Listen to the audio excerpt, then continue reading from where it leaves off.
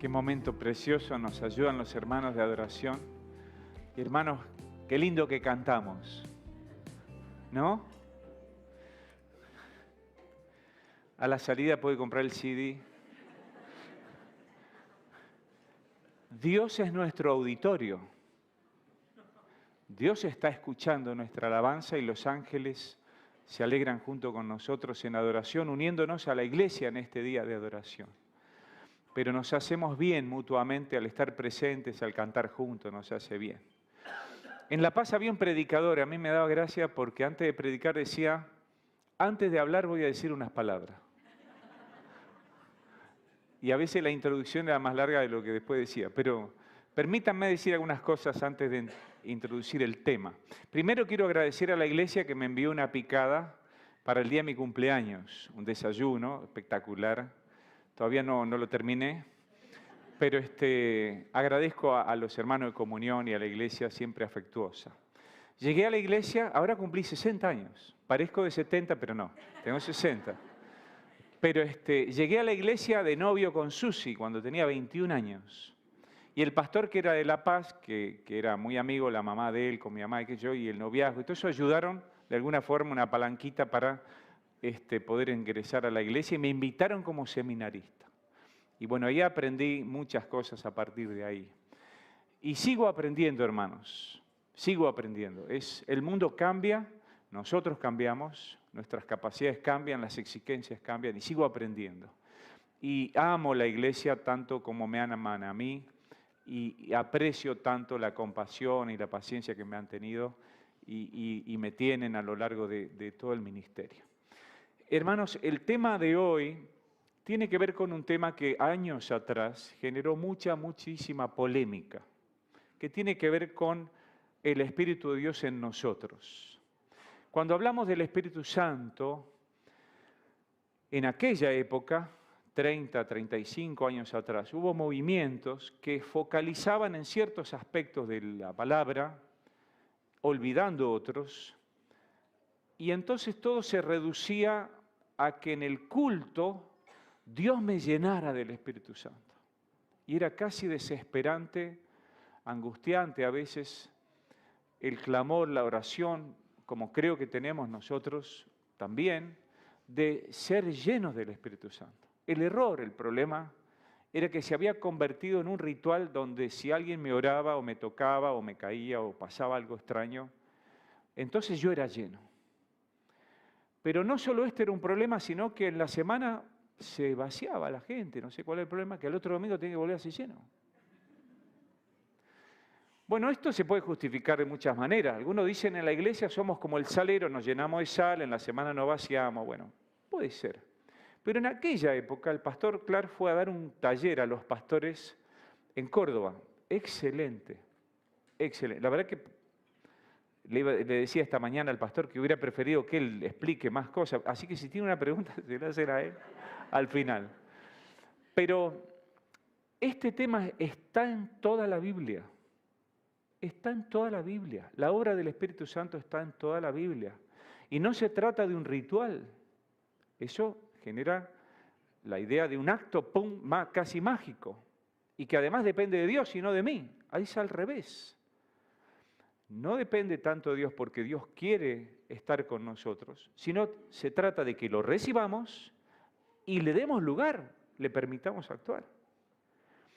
Así que quizás si usted viene o está pensando que hoy va a encontrar la clave para ser llenado del Espíritu Santo, probablemente es algo que usted ya sabe.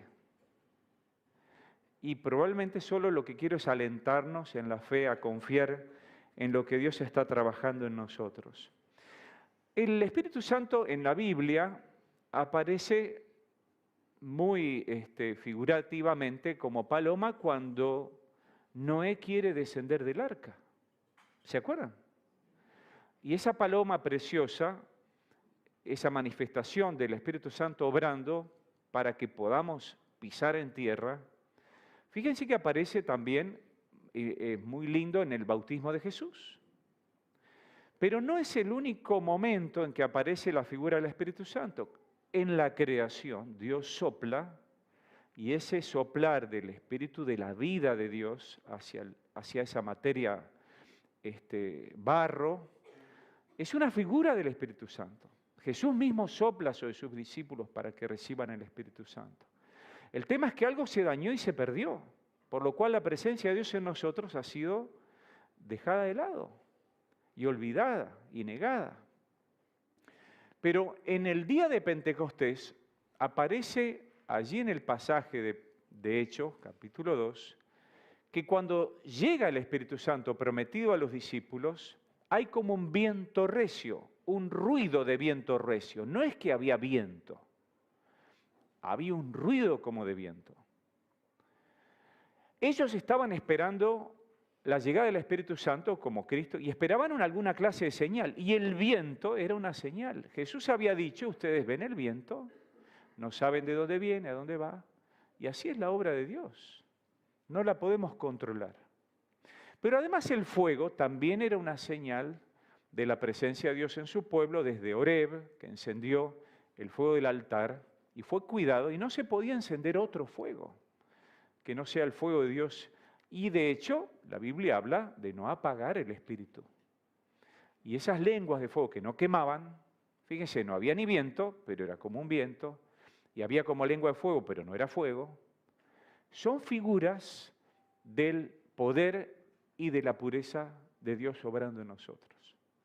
De hecho, neuma, de neumático, es espíritu en griego en la Biblia.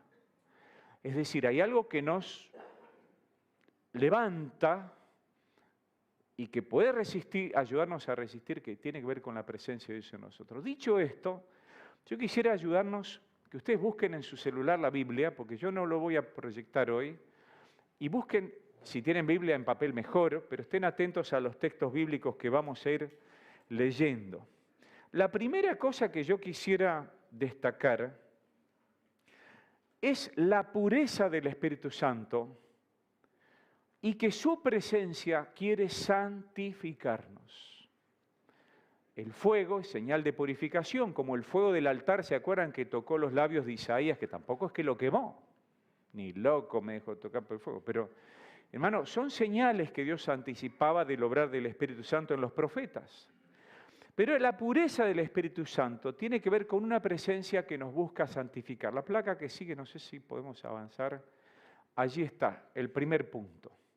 En este primer punto, cuando hablamos de santificación, es un proceso del Espíritu Santo que comienza antes de conocer a Cristo, que tiene que ver con un llamado de atención a todos los hombres al arrepentimiento. Y les empieza a mostrar que lo que están haciendo está mal. Jesús dijo a sus discípulos que el Espíritu Santo prometido iba a actuar de tal forma de ayudarnos a reconocer nuestros pecados, nuestra condición de pecado. Si ustedes tienen allí sus Biblias, busquen por favor Juan 16, 7 al 13, Juan 16, 7 al 13, estamos en el aposento alto, Jesús está hablando en intimidad con sus discípulos, y allí está un texto que dice así, palabras de Jesús, pero les digo la verdad, les conviene que me vaya porque si no lo hago, el Consolador no vendrá a ustedes, en cambio si me voy, se lo enviaré a ustedes. ¿Dije algo mal? Perdón. ¿La cita está bien? Juan 16, 7 al 13. ¿Se escucha bien allá atrás? Bien. ¿Y allá detrás del pullman? Estamos subiendo un poco el volumen porque no alcanzaron la silla y no alcanzó el espacio. Pero aquí hay 3 lugares vacíos. Si alguien no escucha bien, puede acercarse. Pero qué lindo que... Perdón si algunos se aturden un poquito, pero tuvimos que subirlo para que atrás se escuche. Dice, pero les digo la verdad, decía Jesús. Cuando Él venga... Dice, ¿convencerá a quiénes? ¿A los creyentes? Al mundo. De su error en cuanto al pecado, a la justicia y al juicio. En cuanto al pecado, porque no, ¿qué dice? No creen en mí. Hermano, el Espíritu Santo ha estado tocándonos, visitándonos, obrando en nosotros antes que podamos reconocer a Cristo. Él nos lleva a Cristo. Él señala el camino. Y dice Romanos 1 que es inexcusable el hombre porque a todos se le revela Dios. A través de la creación, a través de la iglesia, a través de sueños, de muchas maneras Dios, nadie está excusado de no haber oído palabra de Dios o haber sido tocado por Dios, pero el tema está que no todos responden. Pero es bueno darnos cuenta que el Espíritu Santo fue el que nos estaba tocando, haciéndonos sentir tristes por nuestra condición de pecado y nuestra necesidad de buscar la gracia.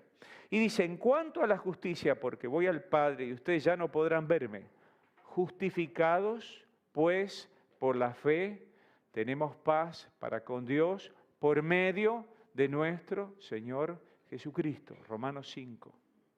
Pero Jesús está diciendo esto a los discípulos cuando no entendían que Él iba a morir.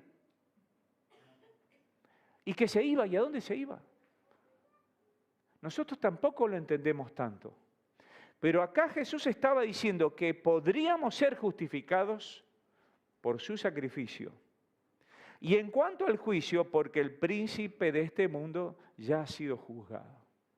Habrá un juicio final que todavía no es, pero el diablo ya está condenado, eso está claro, y vencido. Ya no tiene poder, el aguijón de la muerte, del pecado, ya ha sido quitado por la resurrección de Cristo, a Él sea la gloria. Tenemos un mensaje maravilloso.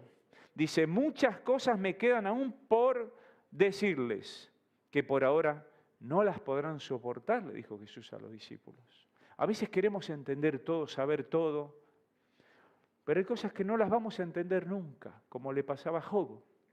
Y sí tenemos preguntas en nuestra mente, sí.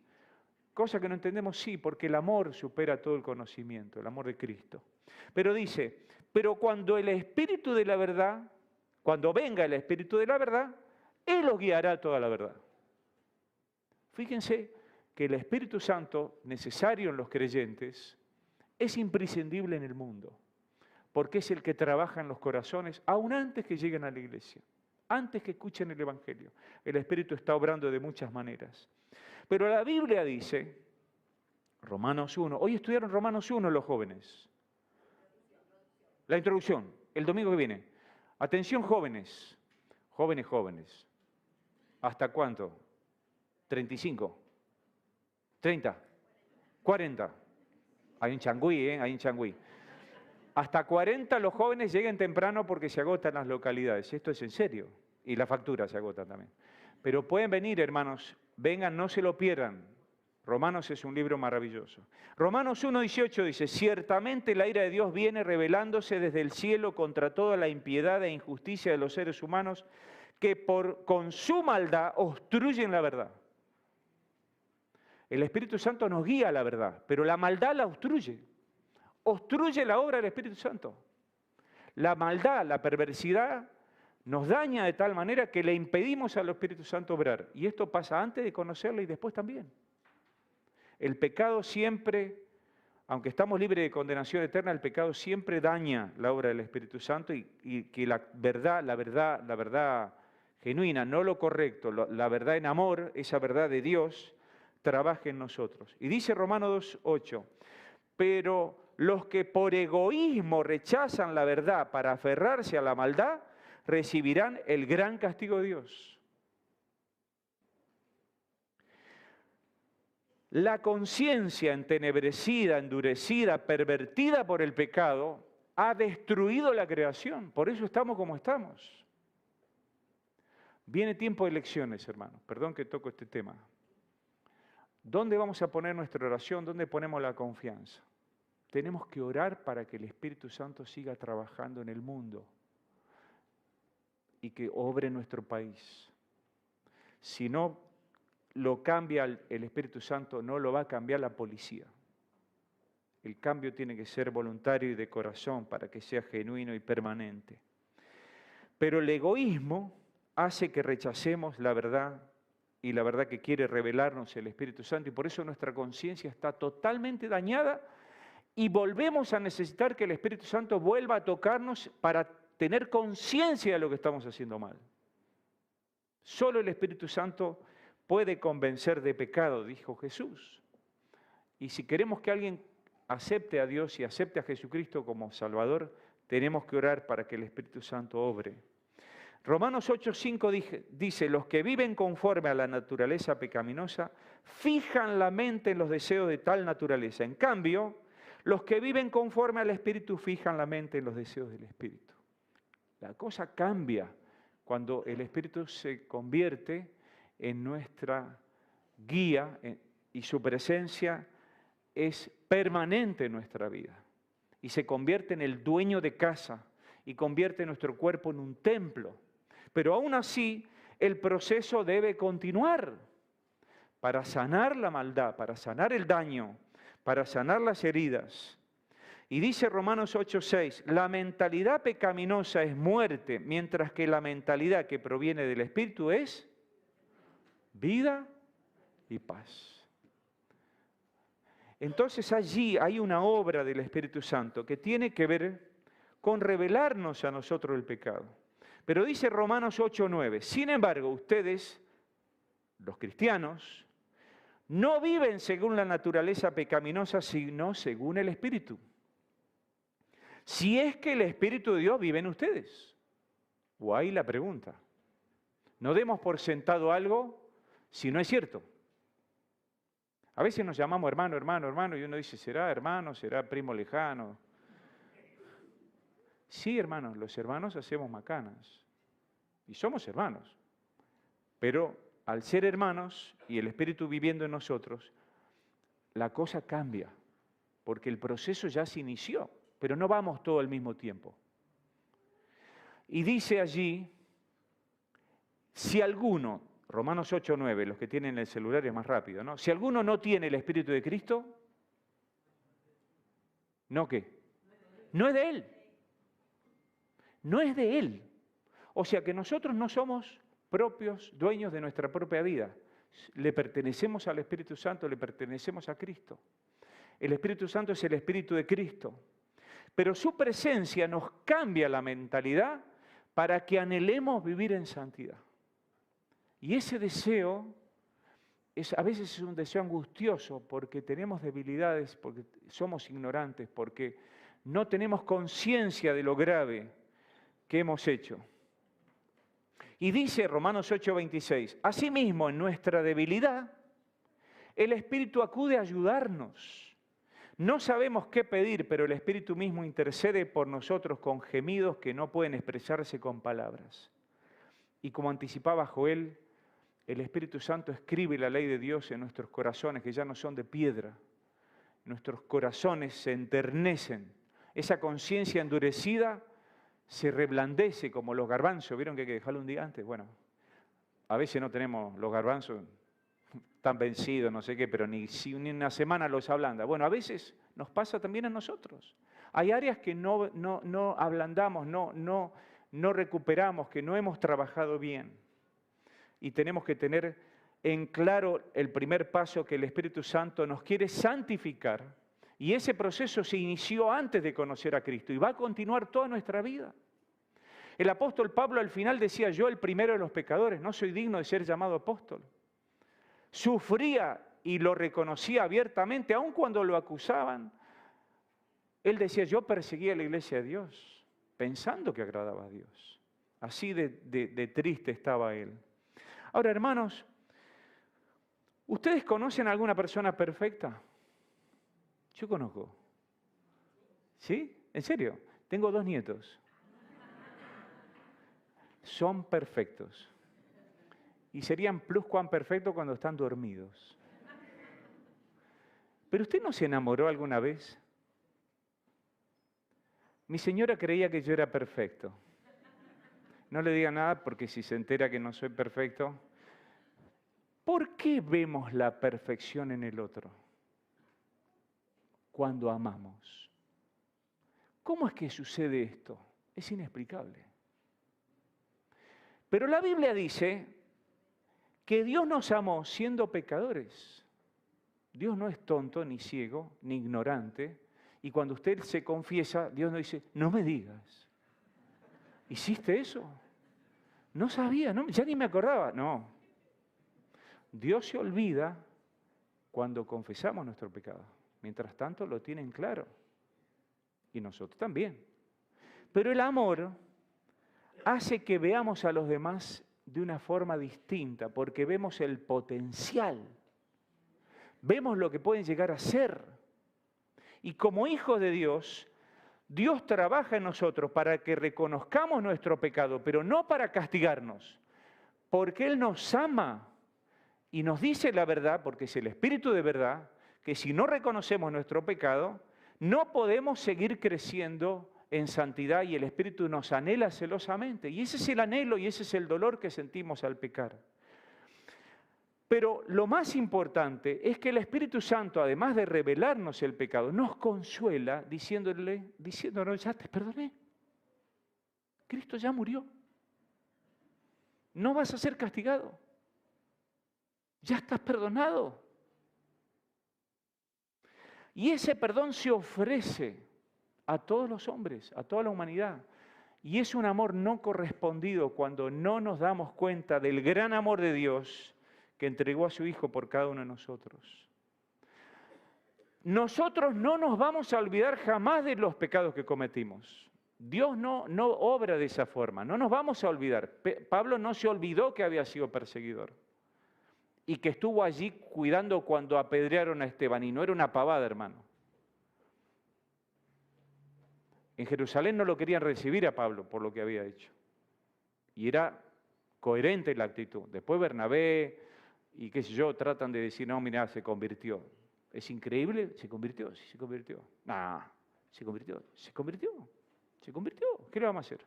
Ahora tengo que recibir.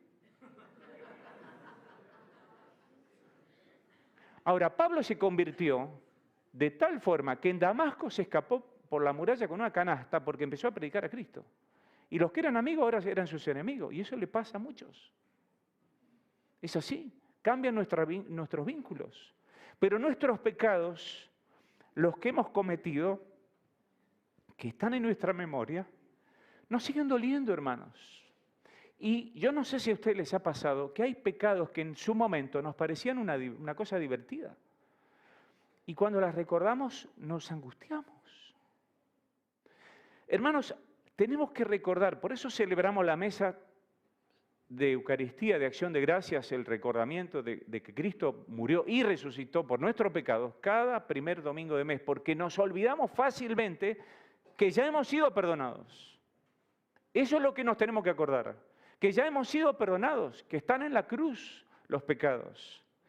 Pero las consecuencias de lo que hemos hecho siguen. Las cosas que rompimos siguen rotas. El daño que causamos está ahí. Y esa es la obra del Espíritu Santo que nos recuerda para que trabajemos en eso, hermanos. Para que trabajemos en eso. Miren, en La Paz hubo una batalla, hubo varias batallas en La Paz, todavía creo que conflictos y problemas hay en todos lados. Pero tengo un amigo de la escuela que está conmigo y está en las cámaras de seguridad de La Paz y siempre me cuenta, sale todo en las cámaras, ¿vieron? Pero uno tiene recuerdos de cosas y cuando yo era chico, 10 años tenía, pasaba siempre por el Museo de La Paz. En el Museo de La Paz hay cañones antiguos de una batalla que hubo entre Brown y Garibaldi. Venció Brown y Garibaldi detonó un barco y el palo mayor del barco se encontró 20 kilómetros río abajo, está en el museo, etcétera, etcétera. Y a mí me encantaba, como todos los chicos, ir al cañón y pum, pum, como que estaban ahí todos los, ¿no? Y la imaginación volaba. Y a mí una cosa que hacía, y no lo hice una vez, lo hice muchas veces, tenía 10 años y tenía una cara de bueno que engañaba a todo. ¿Saben lo que hacía? Iba a la playa, tiraba botellas de vidrio con un corcho, con la tapa, todo era de vidrio antes, vino, Coca-Cola. Y jugaba a la batalla naval en la playa. Y tiraba piedras y rompía las botellas de vidrio en la playa. Y yo contento porque había ganado la batalla, me iba a mi casa como Brown. Y yo me acuerdo de eso, pensaba en eso el otro día que fuimos a la playa, ahí Pero yo estaba loco. Pero era un idiota, era un estúpido. ¿Pero qué tenía en la cabeza? Y pienso en la pobre gente que se habrá cortado porque un chico inconsciente rompía botellas en la playa. Pero es una cosa de loco. Ahora, ¿usted sabía que una colilla de cigarrillo contamina 60 litros de agua? Yo venía del hospital el otro día y un hombre en un auto tiró una botella al centro de la avenida. Y yo le hago, no saben lo que me dijo. No está en la Reina Valera ni en ninguna versión. Pero hermano, si una moto, una bicicleta pisa una botellita de eso en el medio, ¿lo mata a alguien? Hay cosas que nosotros hicimos que no tuvimos conciencia de la gravedad de lo que hacíamos, hermano. Pero Dios nos perdona, nos ha perdonado. Y si hemos cometido pecado, Dios nos perdona, siempre nos perdona. Y cuando uno recuerda que el Espíritu Santo le hace recordar, confiéselo, aunque sean 40, 50 años después, confiéselo porque es un alivio confesarlo. Pero la verdad me da mucha tristeza eso que pasó. Hay cosas que nos han hecho otros que de la misma forma no podemos olvidar. Y si fuera posible, buscar la reconciliación, la amistad, el perdón, lo que fuera. Pero si no, tenemos que mirar al otro, pecador tanto como nosotros, como nos ama Dios, que nos amó siendo pecadores. Porque si exigimos del otro una perfección que nosotros tampoco tuvimos ni tenemos después de 40, 50 años de creyente, es muy injusto que nuestros lazos estén condicionados a que el otro sea perfecto, cuando ni yo lo soy. Entonces la gracia de Dios es reconocer el pecado y darnos consuelo ante nuestro pecado. Porque Él nos anhela celosamente y quiere santificarnos. Debemos anhelar ser santos, pero reconociendo el pecado, tener la gracia del Espíritu Santo de abrazarnos, de perdonarnos, de ayudarnos a pasar la hoja y volver a vivir en la gracia de Dios porque Él nos ha perdonado. Pero además, la Biblia dice que en esa santificación está el yelmo de la salvación, el escudo del Espíritu para apagar los dardos del maligno. Tenemos que cuidar nuestra mente y cuidarnos del malo que nos quiere recordar el pecado como si no hubiera sido perdonado. Cuidado con las acusaciones o la falta de perdón o la falta de fe de no creer que todo ha sido perdonado por la gracia de Jesucristo. No hay ningún pecado que no pueda ser perdonado cuando nosotros nos arrepentimos y lo confesamos ante Dios de corazón. Hermanos, en segundo lugar, el Espíritu Santo tiene poder. El poder del Espíritu es un dínamo. Esto es un concepto que está en el mismo texto griego. Cuando se habla de la palabra, dice recibiréis poder, la palabra es dinamis, de dínamo. ¿Qué significa esto? Que cuando nosotros recibimos la presencia del Espíritu Santo, Él nos va a dar energía, nos va a motivar, nos va a impulsar para la obra de Dios en nosotros. Él quiere trabajar en nosotros, pero ese poder del Espíritu Santo es equivalente a su presencia en nosotros. No se trata de que usted un día se llene el tanque acá en el culto y en la semana haga lo que quiera sin el Espíritu. Es imposible. Es como la batería de la... Si usted saca la batería no tiene nada. Pero la obra del Espíritu Santo en nosotros nos da tanto poder y tanto dinamismo en nosotros que no es una batería. Es el que produce la energía, es un cargador. Es un cargador, un dínamo. Si usted saca el cargador, está perdido. Un hombre con un auto eléctrico se quedó en la ruta y pedía ayuda que le den gasolina. Y uno que se bajó, yo le dije, escuchame una cosa, vos tenés semejante auto eléctrico, ¿cómo vas a pedir gasolina? Sí, dice, porque en el baúl tengo el generador que funciona a gasolina para cargar el auto eléctrico. ¿Qué necesitaba el gasolina? No, necesitaba el generador, que hasta el día de hoy no lo tienen. Algunos sí, algunos han encontrado la forma de que en cuesta abajo, los híbridos, yo qué sé, que recargan energía. Bueno, el Espíritu Santo, hermanos, no le va a dar poder. Él es el poder. Él es el poder en usted. Usted es el cable. Si se desenchufa, está perdido. Usted es un conductor, como la manguera de agua. Si usted la llena la manguera, dice, ya llené la manguera. ¿Y ahora qué hago? Ah, sí, anda a enchufarla en la canilla, en la fuente. Esto no es un invento. La Biblia dice que Jesús dijo, en el último y gran día de la fiesta, Jesús se puso de pie y alzó la voz diciendo, si alguien tiene sed, venga a mí y beba. ¿Se acuerdan la conversación con la mujer samaritana? Dice, el que cree en mí, como dice la Escritura, de su interior brotarán ríos de agua viva. Esto dijo del Espíritu que habían de recibir los que creyeran en Él, pues aún no había venido el Espíritu Santo, porque Jesús no había sido aún glorificado. Es un río de agua viva, no es un estanque su corazón. Usted tiene que ser un caudal, no un estanque. Un caudal que el río cruce, riegue, lleve vida a sus márgenes, pero también hasta el final. Por eso cuando nosotros queremos ser llenos, ¿qué significa ser lleno? Es algo dinámico, es una corriente del Espíritu, es algo que fluye. No es algo que se logra estáticamente en un momento y ya está. Es permanente. No nos podemos salir de la obra del Espíritu Santo ni dejar de depender de Él.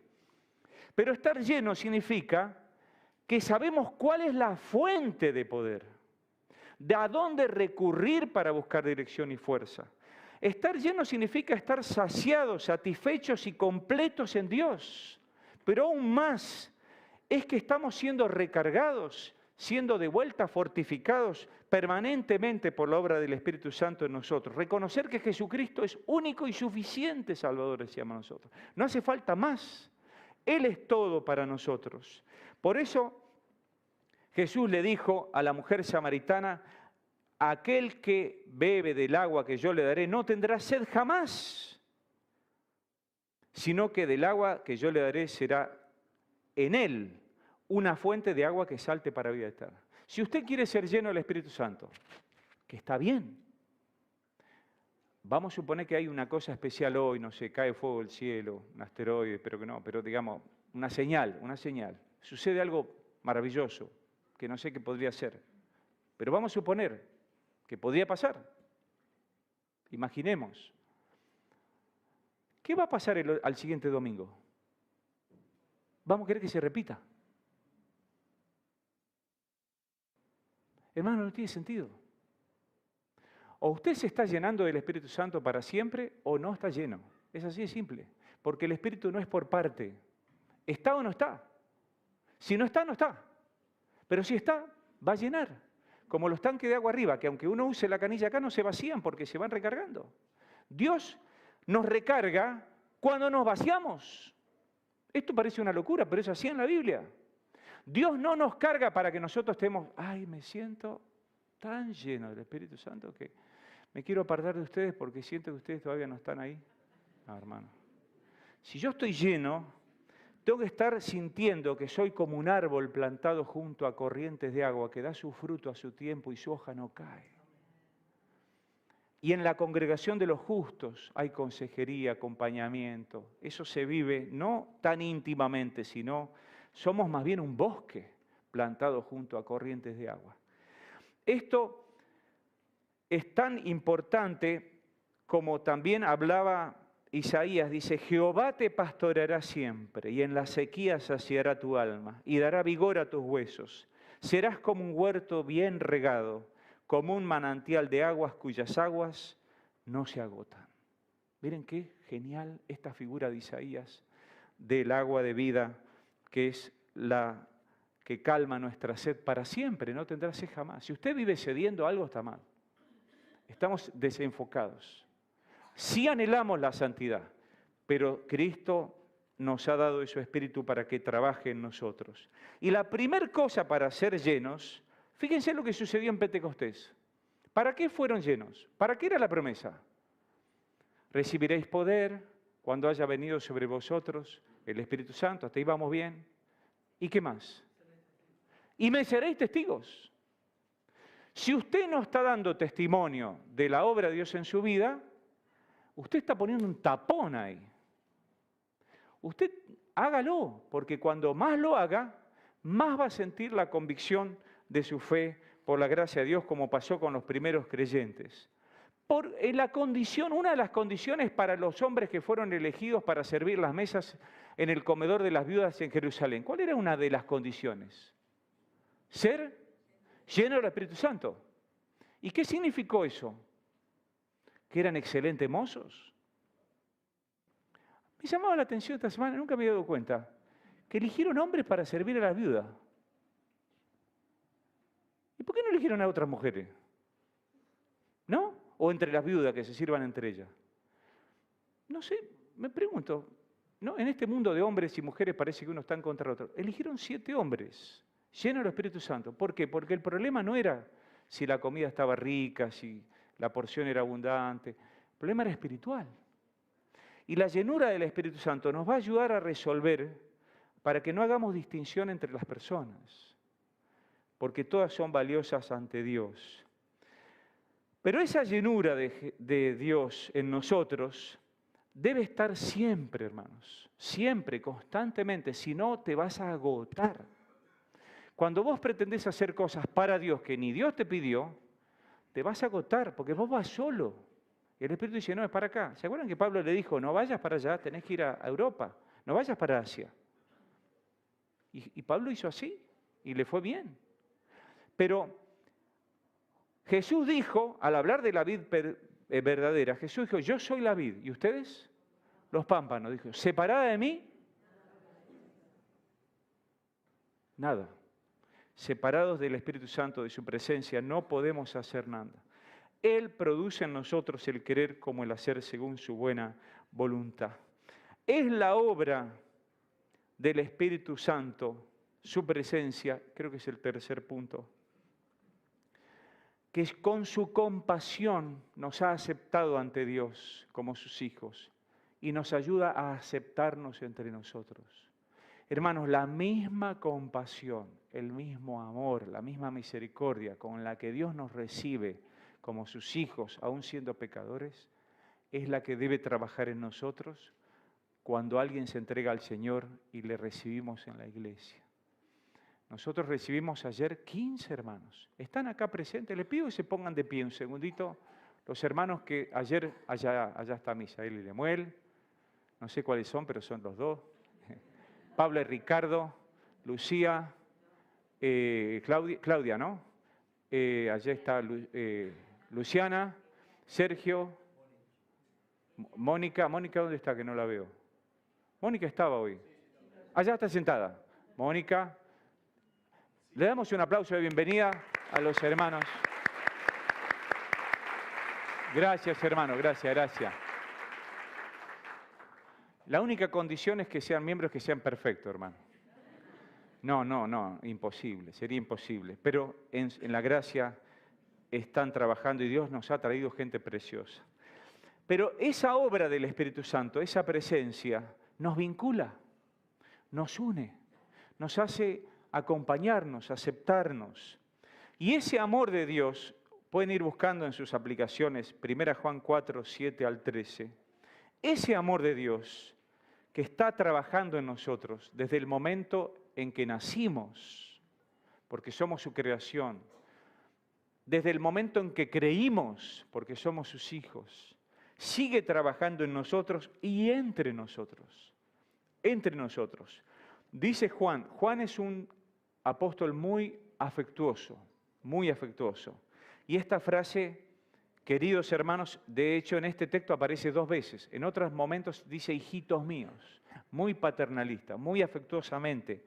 Si leemos esto, habría que leerlo en un tono afectuoso.